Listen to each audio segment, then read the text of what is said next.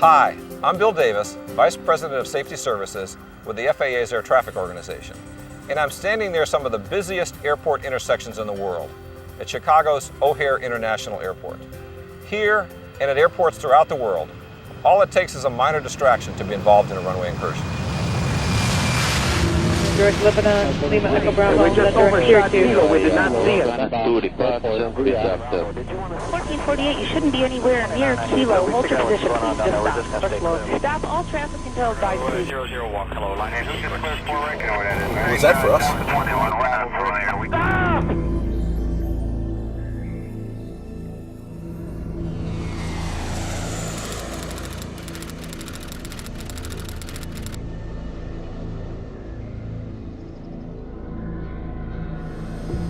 April 1st, 1999.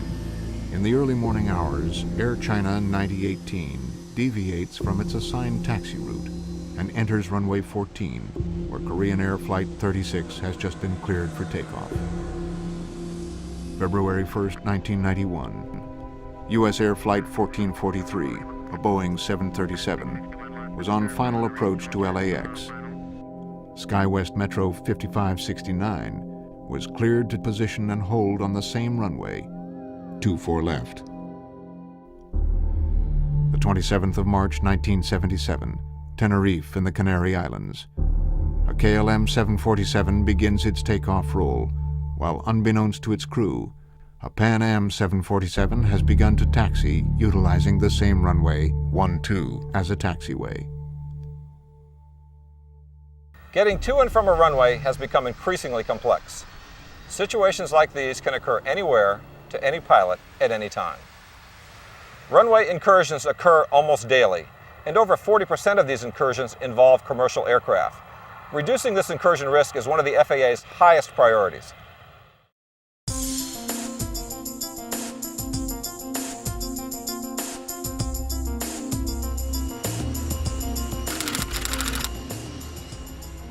Narita, Japan. United 852, a Boeing 747-400 bound for San Francisco, begins to push back with 324 customers on board.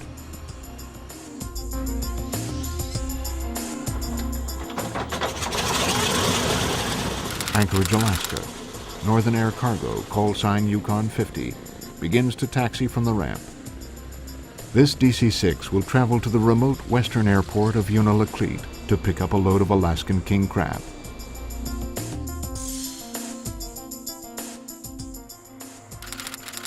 Van Nuys, California. November 384 Charlie Foxtrot, a Learjet, has been chartered for a flight to San Francisco International Airport.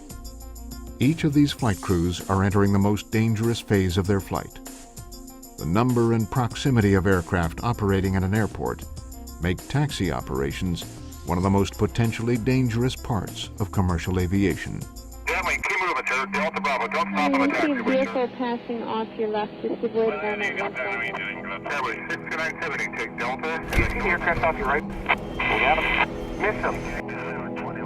Channel 1046 airground, taxi via Delta, Delta 1. You're going over the bridge. You'll be taxiing the next airport. I can't cross you. Communication, planning, and flight deck procedures developed by the FAA significantly reduce the number of incursions during the ground movement phase of aircraft operations.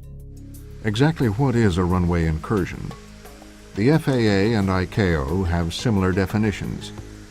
The FAA defines an incursion as any occurrence at an airport involving an aircraft, vehicle, person, or object on the ground that creates a collision hazard or results in a loss of required separation with an aircraft taking off, intending to take off, landing, or intending to land.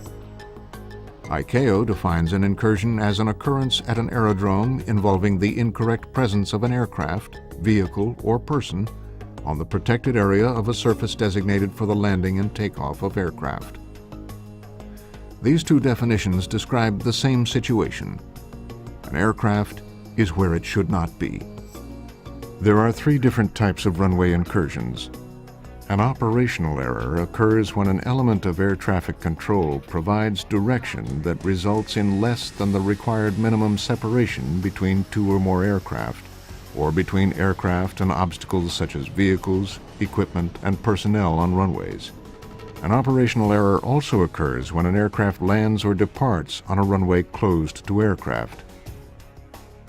A pilot deviation occurs when a pilot violates any federal aviation regulation.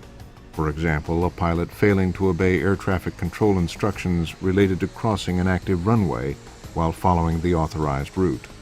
A vehicle or pedestrian deviation occurs when a pedestrian, vehicle, or other object interferes with aircraft operations without authorization from air traffic control.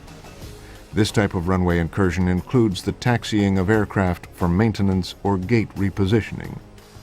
There has been a steady increase in the number of runway incursions at airports throughout the world.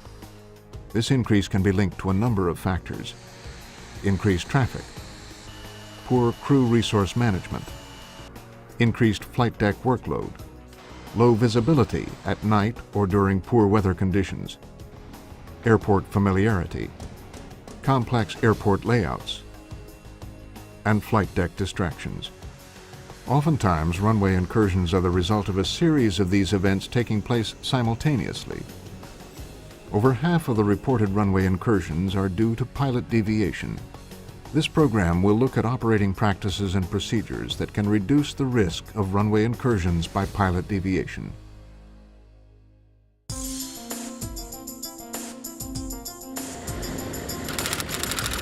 Yukon 50 has just received taxi instructions, which will take them from a hangar located on the west side of the Anchorage International Airport to a position just short of runway 6 left.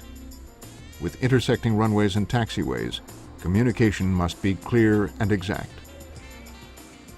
Anchorage ground, Yukon 50, ready for taxi with whiskey. Good communication with air traffic control is essential to avoid runway incursions. 1/3 of all incidents are attributed to communication errors between the pilot and air traffic control. There are several communication procedures that can reduce or eliminate incursions during ground operations. Hey, Brad, stock with 7699, would you headed for Delta, Charlie 4? Stock with 7600, I continue on Delta, Delta 1 Bravo, over the Bravo Bridge, and then Papa Hotel. Okay, Delta 1 Bravo Bridge, Papa Hotel, 7699.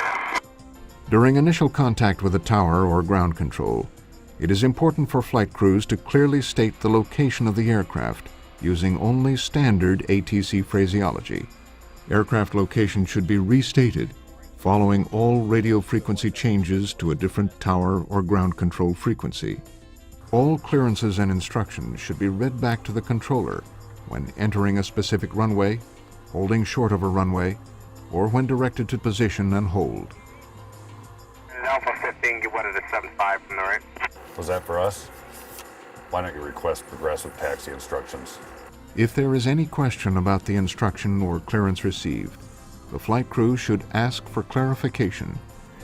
If the crew is still unsure after receiving additional information, the crew should request progressive taxi instructions from the tower. San Francisco ground, November 3 at 4 Charlie Foxtrot. Request progressive taxi.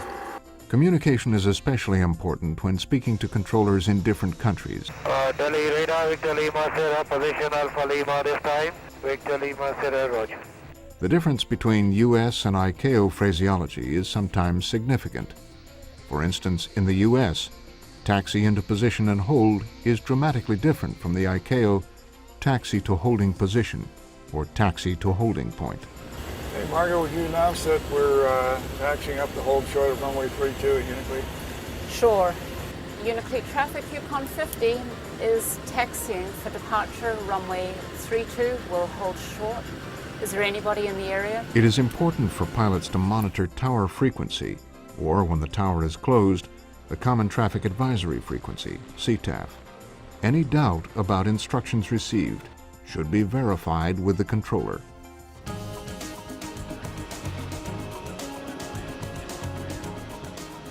United 852, bound for San Francisco, has traveled from its gate to the runway threshold. The flight crew of this wide-body aircraft has been given permission to position and hold on the longer and often preferred runway 34 left. Position and hold or line up and wait instructions help traffic move more efficiently at airports. If a takeoff clearance is not received within a reasonable time after instructions to position and hold, ATC should be contacted.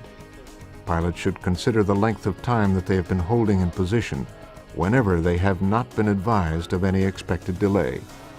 During this phase of ground operations, the use of traffic displays, or TCAS, may enhance the situational awareness of a flight crew by allowing them to look for aircraft on approach behind them. Rob, I see traffic on a TCAS behind us. All right, I see it. Call tower immediately and advise them.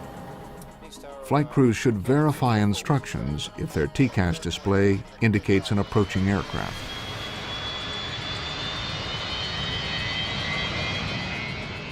When given last-minute turn-off or land and hold short instructions, flight crews should immediately respond unable if there is any doubt about the ability to comply. Taxi instructions should not be acknowledged until the aircraft has completed its rollout and has reached taxi speed. Finally, it is important to minimize flight crew distractions during communication by maintaining a sterile flight deck during arrival and departure operations. There are several additional resources that you can view related to flight deck communication and phraseology. This completes the chapter on communication procedures.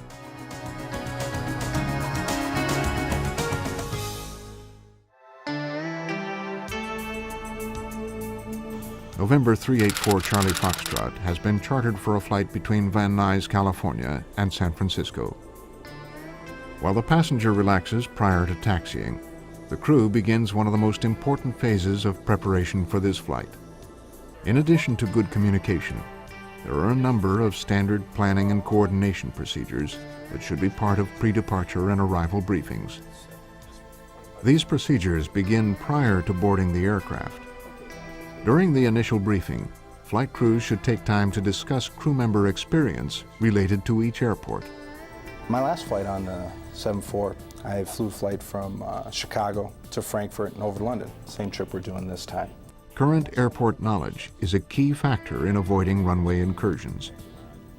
Also, during the initial briefing, the importance of maintaining a sterile flight deck during departure and arrival should be conveyed to all crew members. Pre-departure and pre-arrival briefings should be conducted approximately 10 minutes prior to pushback or descent. These briefings should include details of the departure or arrival airport. Here are some important procedures that should be included in a briefing. Using an airport diagram chart, the flight crew should identify any known airport runway incursion hotspots and discuss any recent changes to the airport, such as closed pavement or areas where construction is underway. Locations that are noted with weight, wingspan, or other size-related limitations should also be identified. Flight crews should review the latest NOTAMs and ATIS information, as well as identify any weather or airport conditions, including construction, that might affect taxi operations. A discussion of ground movement practices and procedures allows the crew to coordinate all communication during ground operations, such as the timing of checklist and company communication. Planning these events minimizes distractions during the taxi phase of operations. Heads-down procedures should also be discussed during the pre-departure and pre-arrival briefings. Only one flight crew member should perform heads-down tasks, such as programming the FMS or calculating takeoff data, while the aircraft is moving. 1519, gate is Bravo 18. Bravo 18, Delta Delta 1, Bravo Bridge, Papa Hotel, United 1519, and I think it might... If there are complex taxi instructions, heads-down activity should be restricted to straight taxiways without complex intersections, or when the aircraft is stopped. By studying an airport diagram, the crew can enhance situational awareness during the pre-flight and pre-arrival briefings.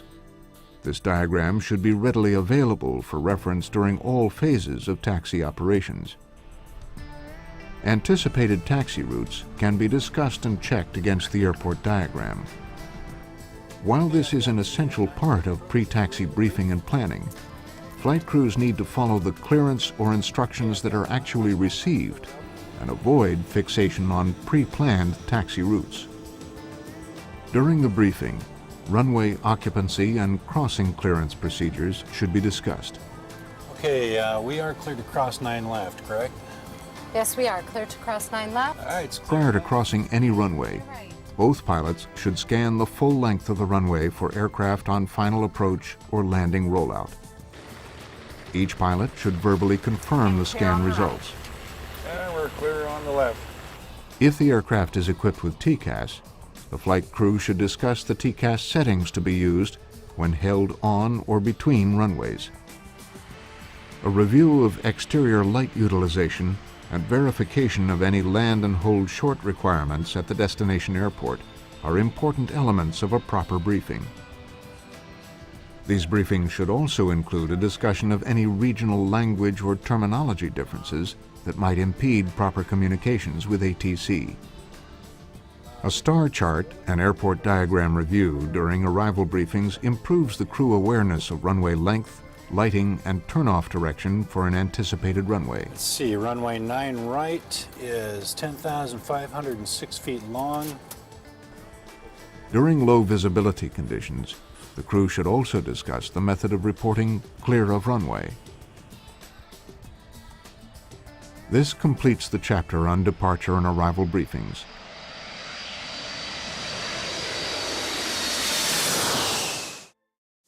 Turn left on Kilo. And Lights runway 19 out of service. Just cleared 4 right, joining Delta. This plane is 2 miles east of airport. For additional information, Safe flight begins and ends when the airplane is parked at the gate. While the aircraft is taxiing, there are numerous procedures and practices that will help prevent runway incursions. At many airports, taxi instructions can be very complex. Cactus 721, we're not familiar. We cross the bridge here on Bravo and then take a left to Papa to go to the 32 right pad to hold. Is that correct? Correct, Cactus 721. The first left turn, that'll be Papa, and then the 32 right pad is just on the other side of the Alpha Bridge. During complex ground operations, pilots are extremely busy. Misunderstanding or forgetting any part of taxi instructions can lead to runway incursions. By writing down the taxi instructions, a crew can eliminate this danger. It can also be used for readback to ATC and crew member coordination. Once taxi instructions have been received, both pilots must understand and verbally agree on all instructions. We'll make the right turn November, Quebec, await further instructions. If there is a misunderstanding or discrepancy, it should be resolved with ATC prior to taxiing. Why don't we request progressive taxi instructions? Frankfurt Ground American 42, requesting progressive taxi instructions, please.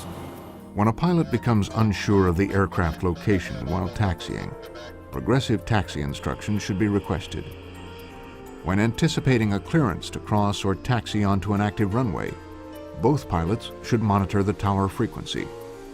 When following taxi instructions, all turns should be verbally confirmed by both pilots. It looks like November's the next 90-degree left turn. Okay, got it. All flight deck crew members must concur that a runway occupancy clearance has been received. Any runway occupancy clearance must be acknowledged. David, final. All clear, yes.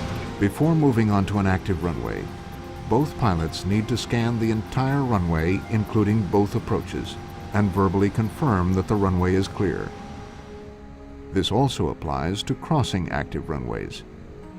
If you are held on a runway for a period of time that is more than reasonable considering the current conditions, contact the tower and confirm the clearance to hold on the runway.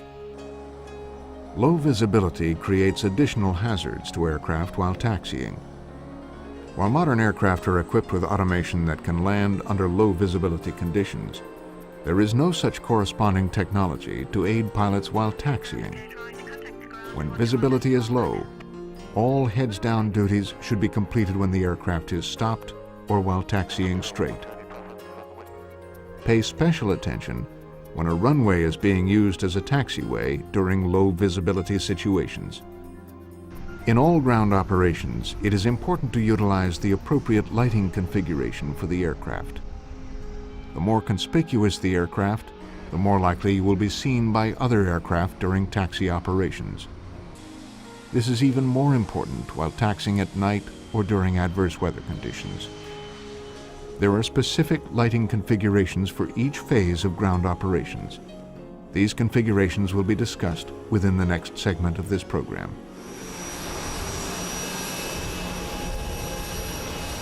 This concludes the chapter on taxi procedures.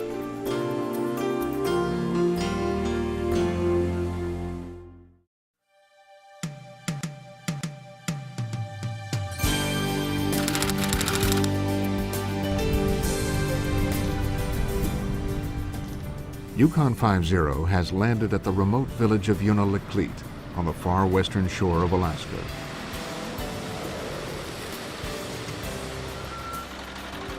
The cargo being delivered is part of a thin lifeline to this village.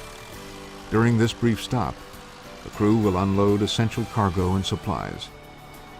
Yukon 50 will also take on, among other things, a load of Alaskan king crab that only an hour ago arrived on the dock at Unalakleet.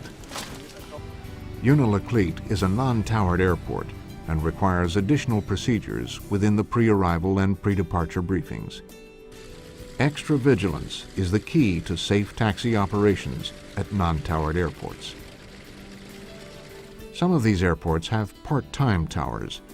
In these situations, an attempt should be made to contact the tower to verify whether or not it is in operation. The Automated Surface Observation System, or the Automated Weather Observing System, should be monitored for additional information prior to taxiing or landing at a non-towered airport. Many pre-departure and pre-arrival procedures at non-towered airports are similar to that of towered airports. During pre-arrival and pre-departure, discuss familiarity with the airport. Review NOTAMs. Use airport diagrams to plan the taxi route and identify hotspots. Enhance pilot situational awareness. Prior to entering or crossing any runway, both pilots scan the full length of the runway, including approach areas. Clear on the left. Clear on the right. And use recommended exterior lighting to make the aircraft more conspicuous. In a non-towered environment, pilots should monitor appropriate approach control frequencies, listen for inbound IFR traffic, and become familiar with the local traffic pattern. There are many additional sources that can be utilized, such as FSS, CTAF, and Unicom.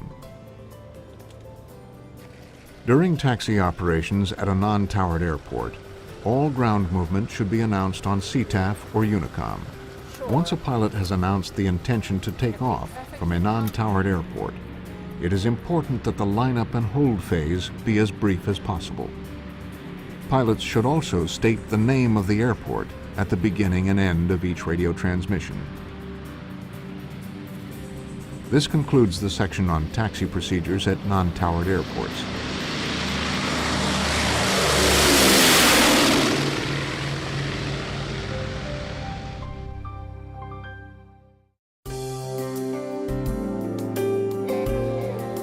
United 852 has completed its 10-hour journey across the Pacific and is now on final approach to San Francisco International Airport.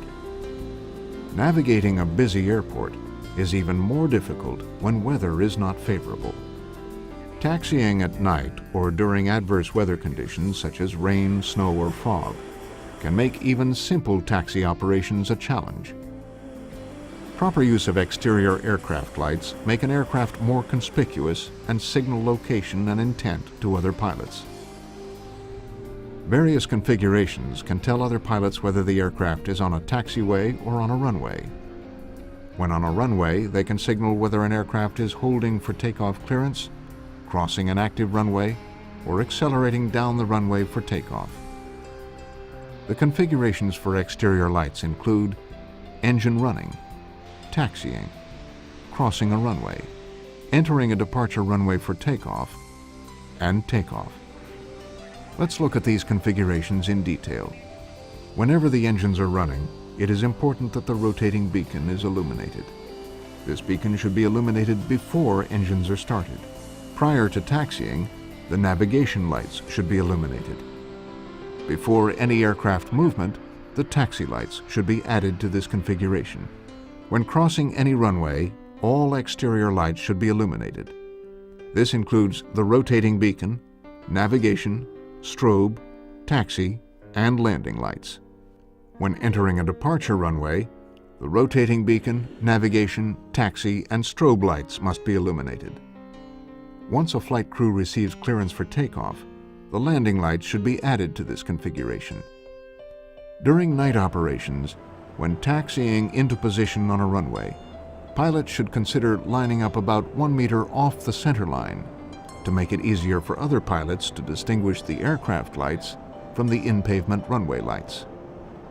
Following these simple lighting procedures makes each aircraft more conspicuous, and pilots will have an easier time maintaining their situational awareness on the ground. This completes the chapter on exterior aircraft lighting configurations.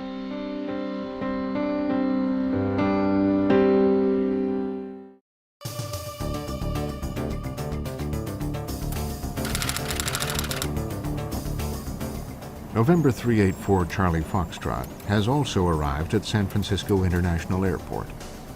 The pilot must now navigate a myriad of signs and runway markings while taxiing to the hangar.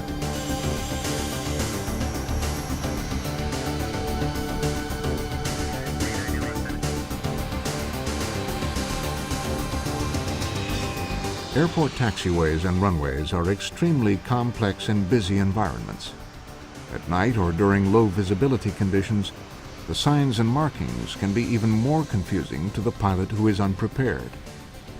It is extremely important for pilots to be familiar with the layout, markings, and signs of each airport. Here is a brief look at the signs and markings flight crews may encounter. A taxiway location sign indicates an aircraft's current location. It is oftentimes co-located with direction signs or a runway holding position sign.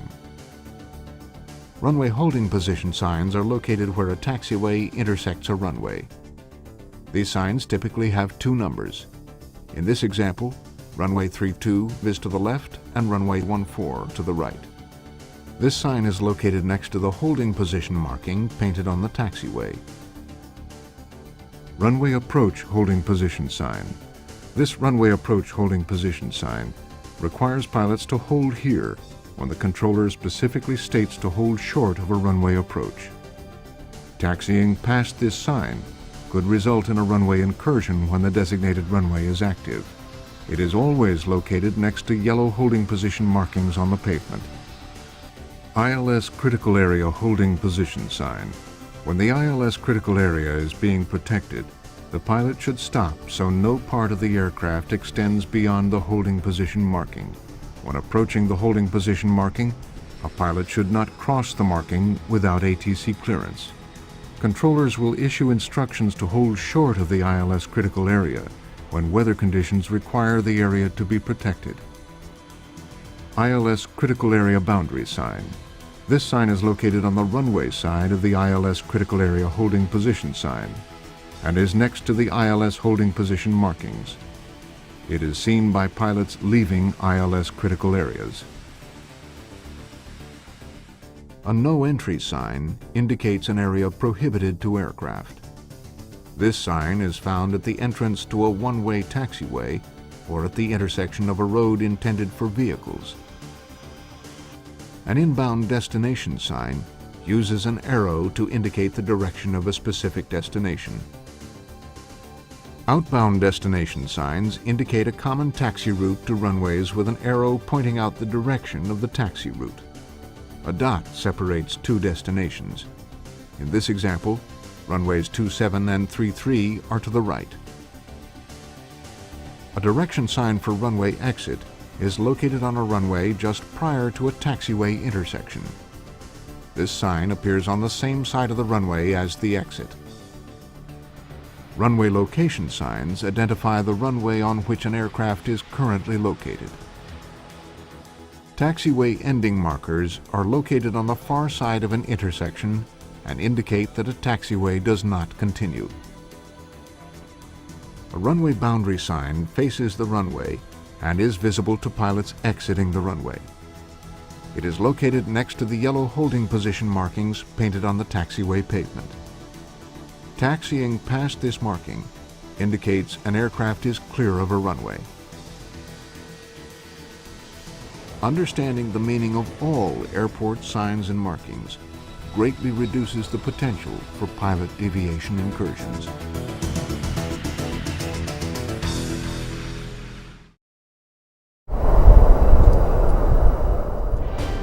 United Flight 852, Yukon 50, and November 384 Charlie Foxtrot have each arrived safely at their destinations without incident. Yet over 300 times a year, aircraft are involved in dangerous and sometimes deadly runway incursions. Through better communication, planning, and flight deck procedures developed by the FAA, the number of these dangerous incursions can be dramatically reduced. Reducing risk on the runway is a shared responsibility. Through better crew resource management, communication, planning, and flight deck procedures, we can reduce the frequency of runway incursions at airports around the world. For more information, I encourage you to visit the FAA website at www.faa.gov/runway safety. You can also review the supplemental material found in the bonus section of this DVD. I wish you blue skies and safe landings.